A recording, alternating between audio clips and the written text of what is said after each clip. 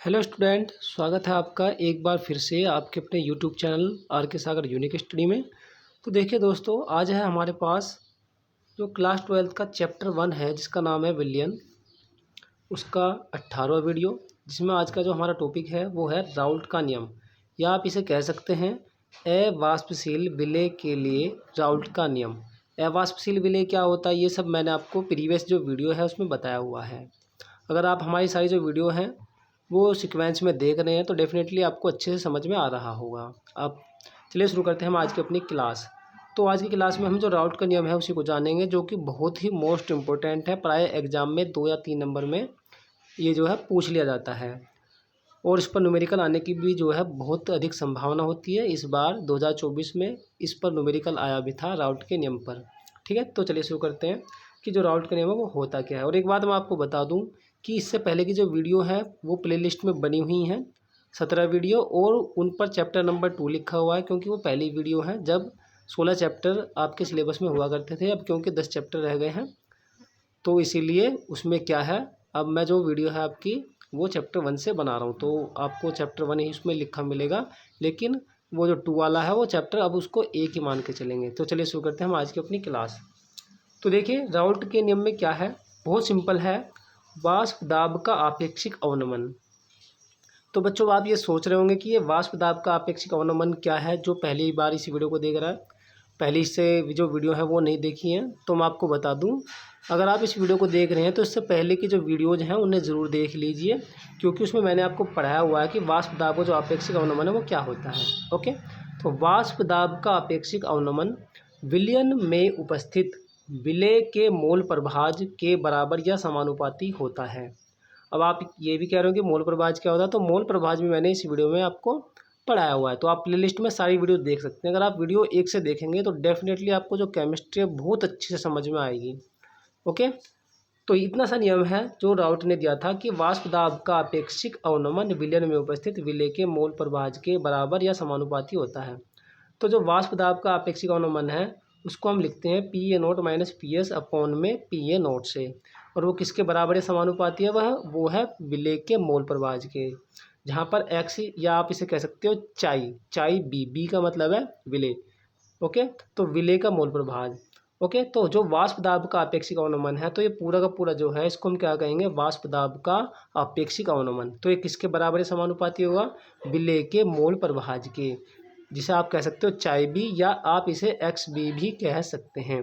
इस फॉर्मूले के द्वारा भी आप जो है इस डेफिनेशन को याद रख सकते हैं, क्योंकि PA0 minus PS upon PA0 इसका मीनिंग क्या है, इसका मतलब क्या है, इसका मतलब है वाष्प दाब का आपेक्षिक अवनमन। ये फॉर्मूला कैसे आया, कैसे ड्राइव हुआ है, ये सब मैंने आपको प्रीवियस वीडियो में बताया हुआ है, आप प्रीवियस वीडियो अवश्य देखें। ठीक है, तो ये समानुपाती या बराबर होता है किसके, विलेय के मोल प्रभाज के। आई थिंक समझ में आ गया होगा। ओके, और आपको पता है जो विलेय का मोल प्रभाज है, विलेय का मोल प्रभाज किसके बराबर होता है, वो होता है NB यानी विलेय के मोलों की संख्या, और बटे में विलेय के मोलों की संख्या प्लस विलायक के मोलों की संख्या के। तो ये जो फॉर्मूला हमारा है वाष्प दाब का अपेक्षिक अवनमन का सारा, इसको हम एडजस्ट जो है ऐसे का ऐसे रख देंगे, और जो विलेय का मोल प्रभाज है उसका जो फॉर्मूला होता है वो होता है विलेय के मोलों की संख्या यानी NB, बी का मतलब विलेय के और एन का मतलब मोल, तो विलेय के मोलों की संख्या और अपॉन में NB यानी फिर से विलेय के मोलों की संख्या और प्लस एन यानी विलायक के मोलों की संख्या। आप कह सकते हैं दोनों को कुल मोलों की संख्या। ओके, तो हमारा फॉर्मूला अब क्या बन जाता है, हमारा फॉर्मूला बन जाता है PA0 माइनस PS अपॉन में PA0 इक्वल टू बराबर NB अपॉन में NB प्लस NA। ओके, जहाँ हम लिख सकते हैं कि जो NB है इसका मतलब है कि वो बहुत छोटा है विलायक की अपेक्षा। इसका क्या मतलब लिखा हमने, इसका मतलब है कि जो NB है यानी कि विलेय के जो मोल हैं वो क्या है, विलायक के मोलों की अपेक्षा क्या है, बहुत कम है। क्लियर, जैसे सपोज कीजिए आपके पास में जो वाटर है, वाटर अधिक मात्रा में है, वाटर क्या होता है, विलायक।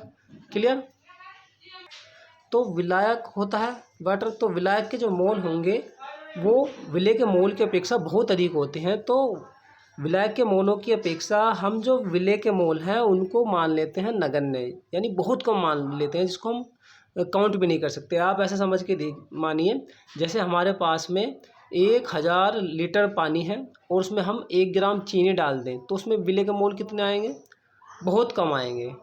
ओके, क्योंकि उसमें विलेय क्या है, बहुत कम मात्रा में घुला हुआ है।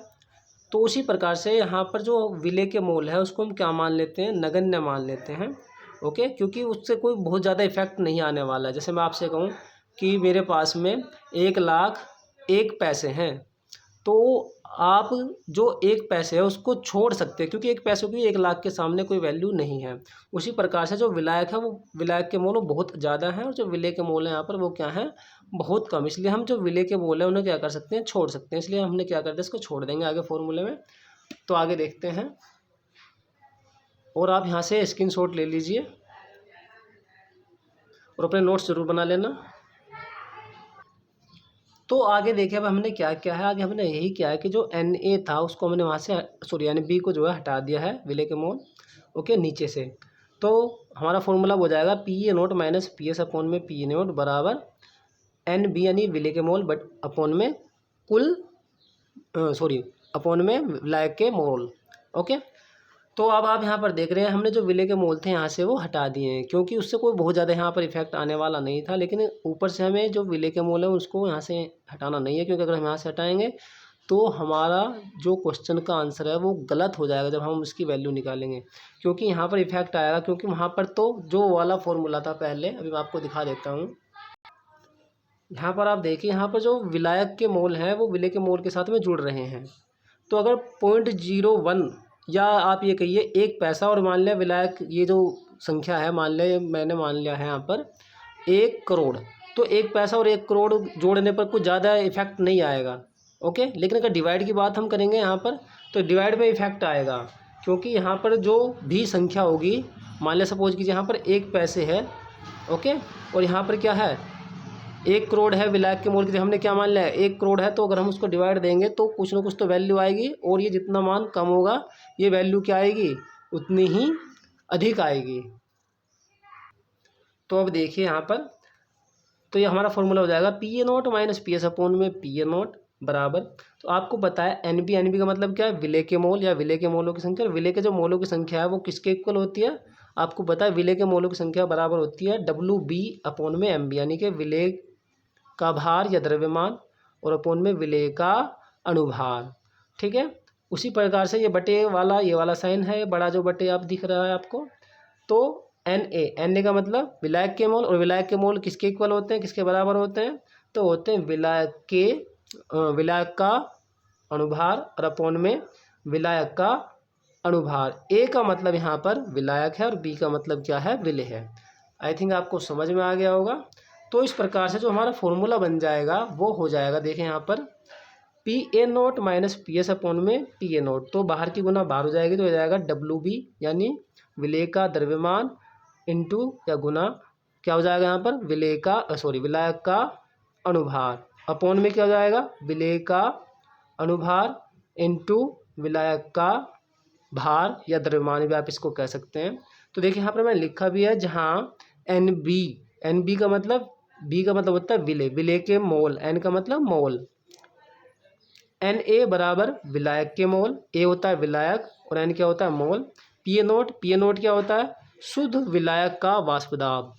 क्लियर, ये शुद्ध विलायक का वाष्प दाब, ये कैसे कैसे हमने लिखा है ये सब कुछ मैंने प्रीवियस वीडियो में बताया हुआ है, वहाँ से आप देख सकते हैं। PS बराबर क्या होता है, विलयन का वाष्प दाब।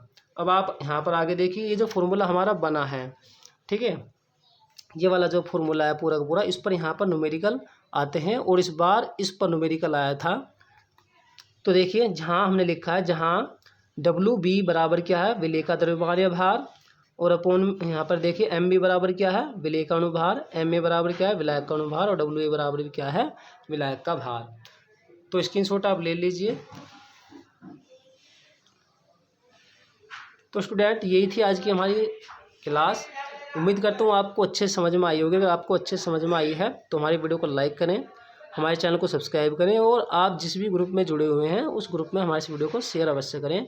और आपको क्लास 12th की पूरी केमिस्ट्री जो हिंदी मीडियम वाले हैं उनके लिए आपको यहाँ पर अवेलेबल होगी, मिलेगी। तो मिलते हैं नेक्स्ट वीडियो में, जिसमें मैं आपको पढ़ाऊँगा राउल्ट के नियम की सीमाएँ, जो बहुत ही इंपॉर्टेंट हैं वो भी।